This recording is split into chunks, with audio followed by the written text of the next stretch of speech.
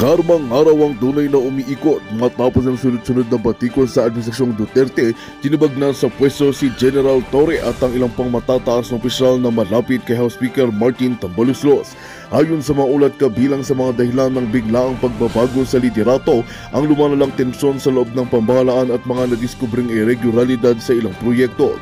Sa gitna ng mga kaganapang ito, umugong naman ang balitang babalik na sa bansa si dating Pangulong Rodrigo Duterte matapos kaharapin ng isyu sa ICC. Ayon sa mga kaalyado ni FPRRD, handa na raw itong harapin ng publiko at posibleng ilantad ang mga matagal ng kinikimkim na impormasyon laban sa kasalukuyang administrasyon dahilan upang mga baumano sina Pangulong Kuting at House Speaker Tambaluslos.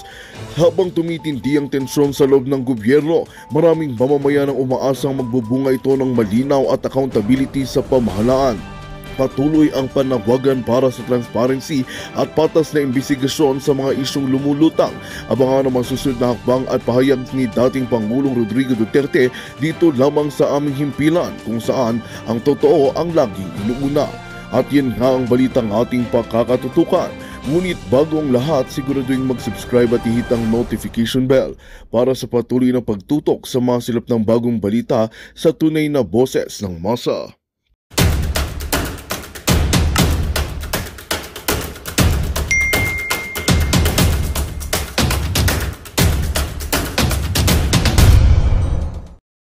Na taga UAE, pabalik sila ngayon. Naku, I really appreciate talaga ang iyong concern at pagbabantay din sa amin, sa akin.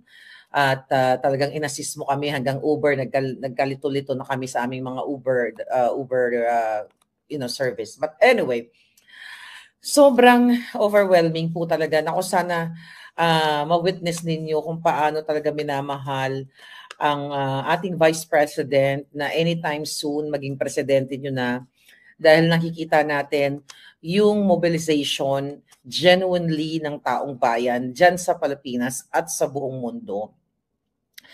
At kung talagang mga kababayan, kung nandoon kayo, ramdam nyo ako, sa totoo lang, nung first time ko nakita si Inday, kahit matapang ako, kinakabahan ako. Totoo yun. Kahit matapang ako ng bongga-bongga, kinakabahan ako, nagbida-bidahan lang ako, nalakasan ko lang yung loob ko. Pero yun na nga, masa-starstruck ka talaga dahil, well, hindi siya butod, hindi siya mudlo. So, very warm ang kanyang personality. At yung mga Pilipino ko, mga palangga, talagang kumakahila naman kayo sa lola ninyo. Talagang kumakapagmaganda kayo, but I love you all.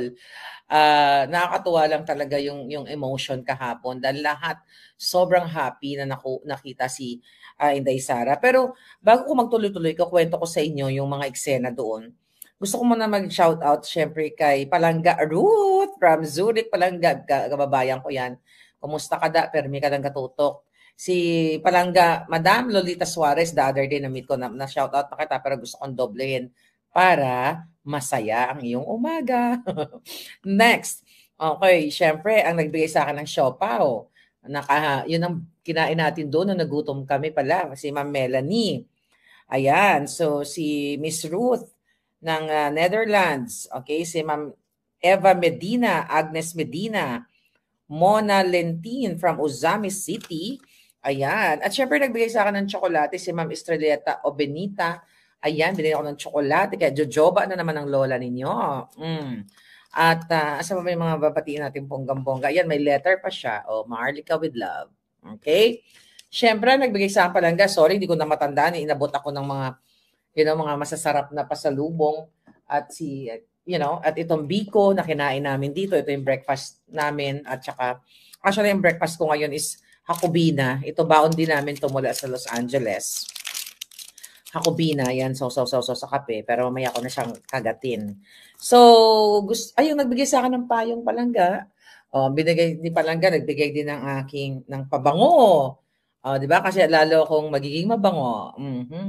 At siya payong, dahil umuulan dito. Thank you from London with love. At syempre, ang mga pang-ref magnet nakabog sa banga. At yung nagbigay ng pangkape. Thank you so much, Palangga. Okay. Yan, ito si Palangga ang tawag dito, keychain. Yeah, keychain. Dapat may chain to para kay Lisa. Keychain, dapat yung chain na ganon para kay Satanas. Anyway, yes. Thank you so much sa inyong lahat. Okay, magkakwento tayo. Glee Pretty 79, thank you very much for being a new member. All right, thank you. Ano bang gusto niyo marinig na kwento? Okay. Yung pangalawa kasi ako nagsalta after Ben Ripol, di ba? Natuwa ako dahil sobrang dami talagang nagmamahal na palangga sa taong bayan. Alam nyo, yung ayokong sabihin na mahal ako ng taong bayan. Kasi kaya naman kayo na yung mga tao doon, you were there kasi mahal nyo yung Pilipinas. Ako lamang ay isang representante ng isa sa inyo na nagmamahal ng lupang tinubuan. Kaya kung siguro, not as Claire or as Maharlika, pero nagmahalan tayo sa isa't isa. Kinabog natin ang banga at nagbidabidaan talaga ako doon kahapon. Excuse me, habang wala pa si Inday, talagang dapat magbidabidahan tayo, di ba? Pagdating ni Inday, tumahimik lahat tayo at makinig sa kanyang mensahe. Alright? Pero I appreciate talaga yung ating mga palangga doon. Mga palangga, I'm sorry kung hindi tayo nagkita, pero doon sa mga palangga ako na talagang lahat kayo na nagtiyaga talaga, iba yung power, iba yung tunay na unity para sa Pilipinas. So, ayun, yung dumating na si Vice President Day Sara, grabe yung tao, nakikita nyo naman sa social media, di ba? Ako kasi wala po akong cameraman, di ba? Meron lang ako mga angels sa paligid-ligid ko na nagmamasid. Baka biglang may mga rebelding komunista na, pakana ni Satanas o yung mga, alam nyo na. So meron lang ako mga secret agent, di ba? Na nagmamasid. Pero in terms of mga gadget and everything as reporter or whatever, wala ako niyan. Ang gadget ko lang telepono kasi hindi na ako maganda ugaga ng kaka-emote, di ba? Ma'am Erliza, ayan. Nag-message si Ma'am Erliza, no? Ayan. So ano pa ang chika? Galing ano yun palangga? Ma'am, shout out from Butuan si Ellen. Okay. Si Ma'am Priscilla, yeah. Okay. So, i-describe ko sa inyo yung vibes ng tao. Although nakita nyo na. So, pagpasok ni Inday Sara, talagang alam mo yung ginagawa ni Inday na talagang lahat ng tao gusto niyang i-accommodate. Lahat po kayo, parang ako gusto ko rin kayo i-accommodate lahat. Pero syempre, kung accommodate natin yung libo-libong 5,000 na yun, wala na tayong program. Mag-picture-picture na lang tayo, mga Inday. So nakita ko si VP Sara talagang inisa-isa niya yung mga tao. 'Di ba? Hindi katulad ng mga bangag ni Marcos Jr. at ni Amy, yung manggagamit. Pag nakakita ng mga kababayan niya na feeling niya hindi alta na mga bangag, inahawi niya. But I can feel the sincerity of Vice President Sara na gusto niya makadaupang palad yung ating mga kababayan. Okay, so yun na nga, inisa-isa niya talagang ang mga tao hindi magmayaw. Tama ba? Hindi magmayaw sa kanilang, mamaya po magpapatin ko tayo sa inyo mga palangga na nagpapasabog ng kanilang grasya dyan. So, hindi magkamayaw yung tao. Lahat gustong yakapin. Sabi ko sa inyo, rockstar. Siya talagang tunay na rockstar. Diba? Ano lang ako, second honor. Dapat may ganon. Second honor lang ako. Dapat hindi tayo lumalayo kay Vice President. Anyway, talagang grabe yung pagmamahal sa kanya ng tao, yung longing na, Inday, sabi gano'n ng mga tao, magpresidente ka na, Day, gano'n. At talagang ramdam mo kasi nakakausap ko yung mga tao, minsan binubulungan pa ako, Madam, meron doon isa na nagbulong sa akin, dahil sa'yo, nabudol kami. Sabi gano'n siya. Ako pa rin ang sinisisi, ikaw yung may kasalanan, hitad. Nakalimutan ko na yung pangalan niya. Hindi mo na-videoan yun palangga no? Sayang. Sabi sa akin, Hita, dahil sa'yo, nagbudol kami. Tapos sabi niya, okay lang, dito ka naman. May mga ganong bawi. Anyway, itong mga taong ito, itong mga kababayan natin, genuine. Di ba? Sobra yung, ang daming Ilocano doon. Di ba, nung nag-speech ako ng bonggang-bongga, ang daming mga Ilocano. Yun ang una kong tinanong, marami bang Ilocano dito? ang daming nagsigawan. Patunay na ang nagmamahal kay Pangulong Duterte, hindi lang mga Davaoenyo o mga Bisaya na sinasabi ng mga kalaban natin, kundi mamamayang Pilipino, at nakita ng international community kung paano talagang yakapin ang Pangulong Duterte at ang kanyang pamilya na pinadukot, na inextract, inabdak ni Lee Satanas, ni Marcos Jr., at ang pakikipagsabwatan ng gobyernong Bangag. So ngayon, kayong mga yawa kayong mga jutang, pitkon ko mga itlog ninyo eh. Mga bangag na yan, nakita nyo ngayon kung gaano mahalin ng taong bayan ang Pangulong Duterte at kanyang pamilya at suportahan ang Pilipinas. Why? Marami doon mga foreigners, mga ibang lahi, mga foreigners kahapon. Kaya nga nag-prepare tayo ng maiksi, na speech para talaga doon sa ICC at doon sa mga hindi Filipino speaking para naintindihan nila kung ano yung laban natin. Alright? So ngayon, mga kababayan, and thank you sa aking palangga dito na tinulungan akong, mag-create ng short speech ng time na yon. Group effort, di ba? Group effort din yun. Akala nyo. At least yung group effort natin, yung sentimiento namin para sa ang ginagawa kay Pangulong Duterte. Hindi yung group effort na mag-extra ka, katulad ng gusto nilang gawin sa atin lahat na gusto tayong gurgurin. So, yes, mag-comment na kayo dyan mga palangga ha. Okay, mamaya magpapasalamat ako sa inyong bonggang-bongga lahat kayo. Teka, tignan ko muna. Sino yung mga nandoon kahapon? Good morning, sunshine, sabi ni Girlie.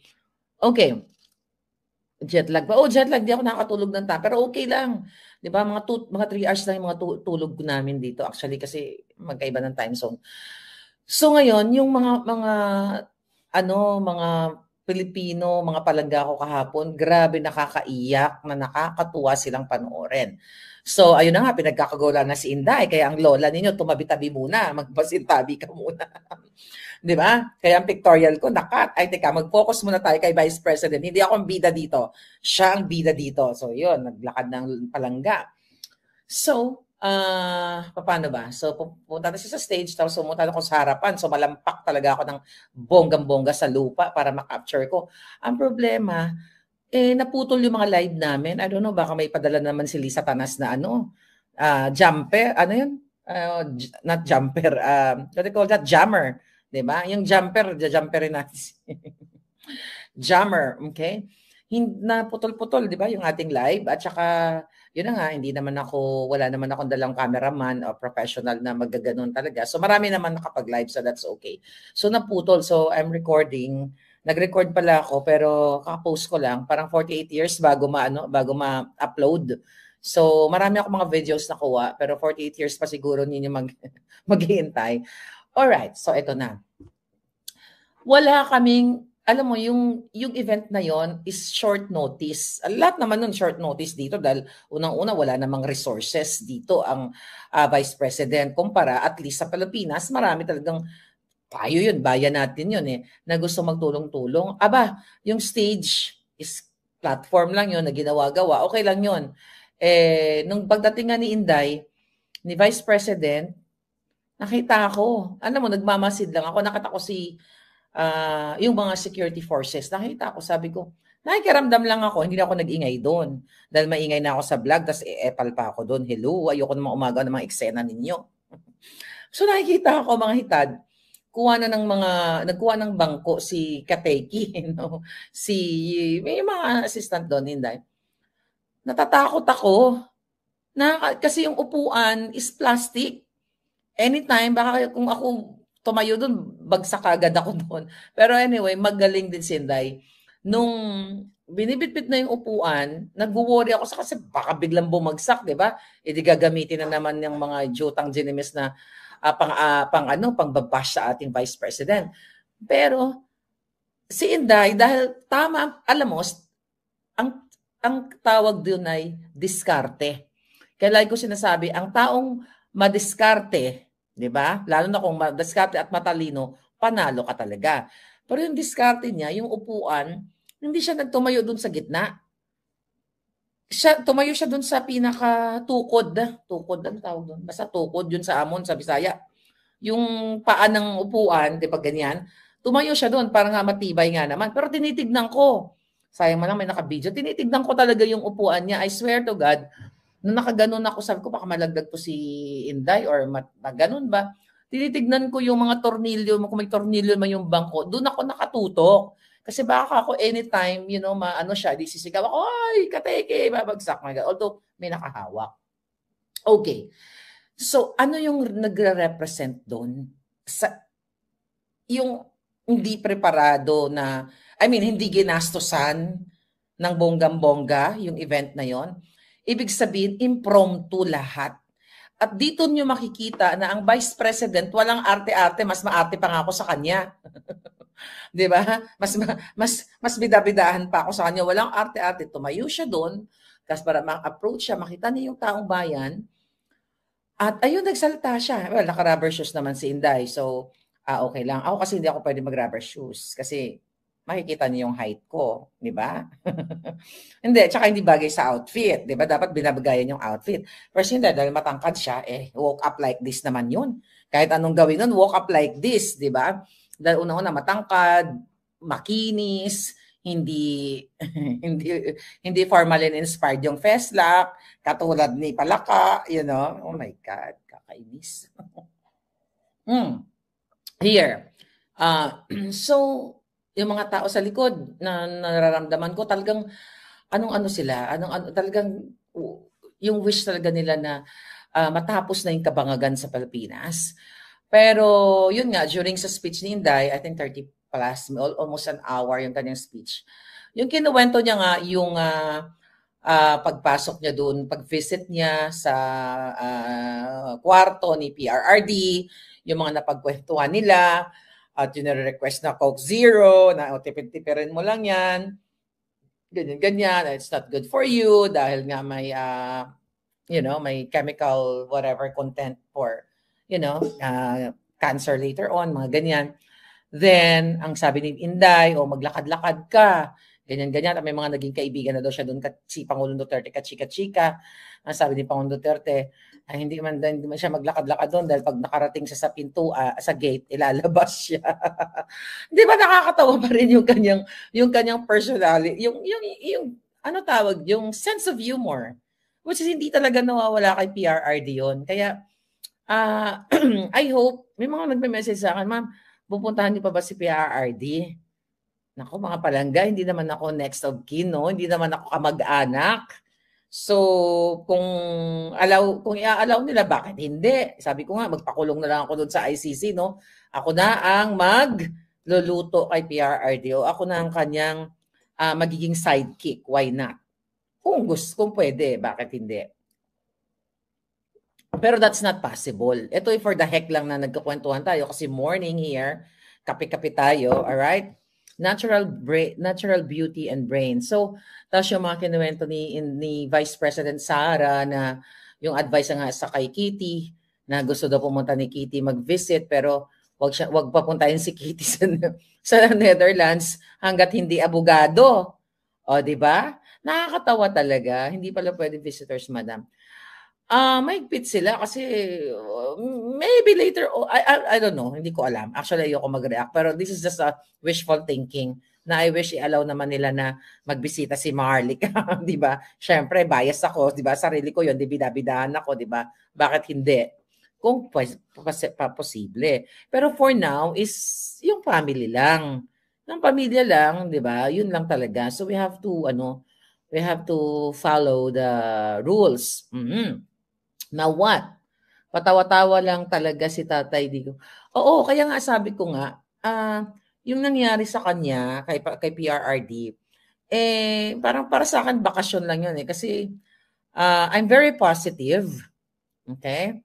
Meron ako nababasa dyan, kayo talaga, kung makagawa man lang. Pero okay lang din naman sa akin. Meron kasi ako nakita na, doon sa may nag-interview sa akin doon, na mga palangga ko, Marlica, nadulas, lalabas na si PRRD. I'm just being positive. Diba? Na sinasabi ko naman, we will win. And you have to claim it pag mga ganyan. You have to claim it lahat ng mga positive mo sa buhay. Kasi lahat ng mga pinangarap ko sa buhay, kinlaim ko yun, kaya nangyari. So I'm claiming that PRRD will be home very soon. Malay mo ako, susundo pala sa gate, di ba? Pag naglakad-lakad si PRRD doon, nandoon din ako, tara na PRRD, ako na uuwi sa iyo. Di ba? Kidding aside, mga palangga. Be optimistic. Yeah. Tama, sabi ni Wating-Wating. Basta bring him home, safety by God graces, sabi ni Astig Bingbong. Ayun na nga. Okay, si Pretty, oy mga palangga, thank you Pretty. Ayan, pasalamatan mo natin ang ating mga palangging. Si Karen, ayan, Barkadahan, thank you so much. Okay, si Glenn, ayan, Solid Maharlikan, thank you, palangga, thank you. Nako, 25 months sa si Solid Maharlikan na member, ayan, palakpakan natin, lagi nagmamahal sa akin. Ayan, si Maria Tenya na nagmamaganda like me. Ayan, si Miriam. Thank you very much. Ayan, ang mga palanggingging. Si Karen, si Annalina, si Jethro. Ay, nako palangga. Thank you si Kampong Chica na laging nandiyan kay lola niya. Okay, ngayon. Thank you so much. So, ano yung mga tanong nyo doon sa mga eksena kahapon? Ano pa ba yung mga na-notice ko? Okay, na-notice ko. Alam nyo, yung mga nag-guard doon kay Inday, mga volunteers yun. Hindi bayad yung mga yun. Yung sound system, palangga, thank you, nagpapicture. Hindi bayad yung mga yun. Walang mga talent fee yun. Lahat yun volunteer. Kahit sa akin, maraming gustong mag-volunteer. Ang dami nag-imbita sa akin. Ako, more invitation. Para hindi na ako bumalik ng Amerika. Baka dito na ako, ba't nandito si PRRD. So, but seriously, yung pagmamahal yung volunteerism na talagang yung kanilang support kay Pangulong Duterte at sa inyo sa ating buong bansa, hindi mo matatawaran. Wala yan si Bangag. Kaya nga, sabi ni Baste, totoo yun. Mr. Marcos, ano sabi ni Baste dyan? You will never be loved by the Filipino people. But, this is my word. But the bangags like you. But the bangags, yun ang nagmamahal kay Bangag. Kasi syempre, pare, tira tayo. Singot tayo. Mga ganon. Diba? So yun lang yung nagmamahal sa kanya. Pero yung Pilipino, hindi. Hindi siya, my God, sa Pilipinas pa nga lang, diba? Gaganon-ganon si Kuting. Ay, punta ng Cavite. Yung mga tao, nga, walang pakialam sa kanya. Alam mo kasi iniantay lang ng mga yon, ayuda. Kasi ang sa puso noon ng mga taong yon, ang inaalam ko, addict to. Pero sige na lang, kunin ko na lang yung ayuda, pang tawid gutom, pambili ng bigas. Right? Yun ang reality. The reason why, papasok na tayo sa issue natin na ipapahuli ang mga vloggers. Okay? Imagine niyo itong si Paduano, lahat sila, group effort sila. Yung mga palangga ko, mga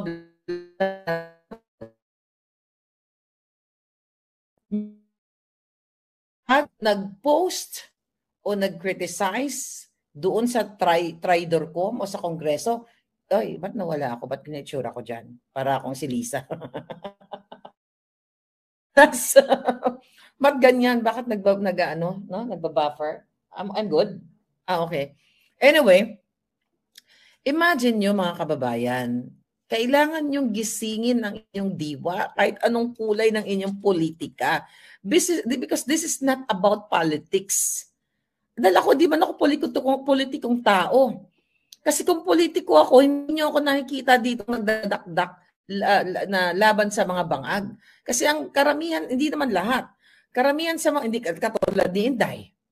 Di ba? Kung yan ay politikong para lang sa pangangawat, hindi yan magsasalita laban sa mga bangag, sa mga ginagawa ng bangag, magsasubmit na lang yan at makikipagkunsyabahan na, sige, hindi naman ako magsasalita, ito, project ko, bigyan mo ako ng confidential fund na ganito, basta magkakampi tayo sa pagnanakaw, So, ang ibig ko sabihin, mga kababayan, talagang ang ginagawa nila,